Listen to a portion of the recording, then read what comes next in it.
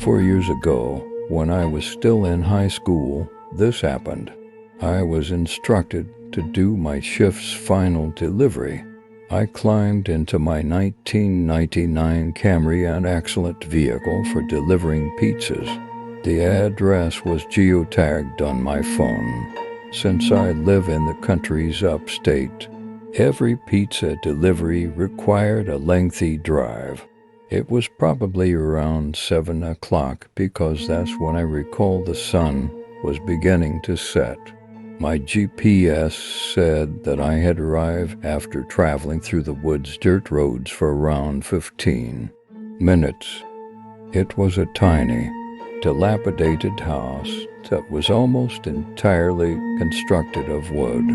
In the midst of nothing but a forest, it was sitting by itself. The grass was about knee-high, and the yard was utterly neglected. I didn't give it much thought because I was used to this kind of stuff. I carried the pizza to the entrance. I knocked on the door with a lot of force since there was no doorbell. I heard footfall hitting wood inside the house within 10 seconds. The footsteps reached the door before coming to an end. I was becoming nervous now. When I realized there was a peephole in the door, it was because I felt like I was being watched. "The pizza guy is here," I said. A gruff, low-pitched voice called out to me from behind the door, told me to bring the pizza outside. Returning there did not sit well with me. It didn't seem quite right. "Are you certain, sir?" I said. He did not respond to my question. I could still feel him observing me because the sound of footsteps didn't go away from the door. I nearly ended up walking back to my car, but I made the decision that I didn't want to cause my boss any problems. He gave me a bad attitude the last time I brought him a pizza.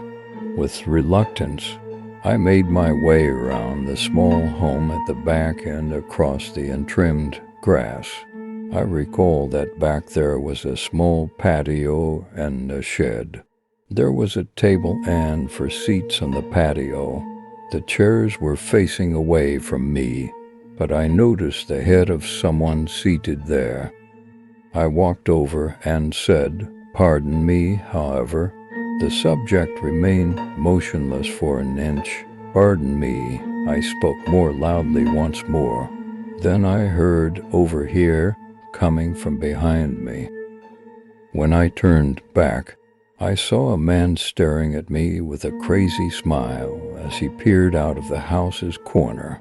"Come over here, I have something to show you." I panicked, turned around, and rushed back to my car via the other part of the house while holding the pizza. I hopped in my car, turned it on, and drove off. I drove over to the side of the road and called the police while heading back to the pizzeria.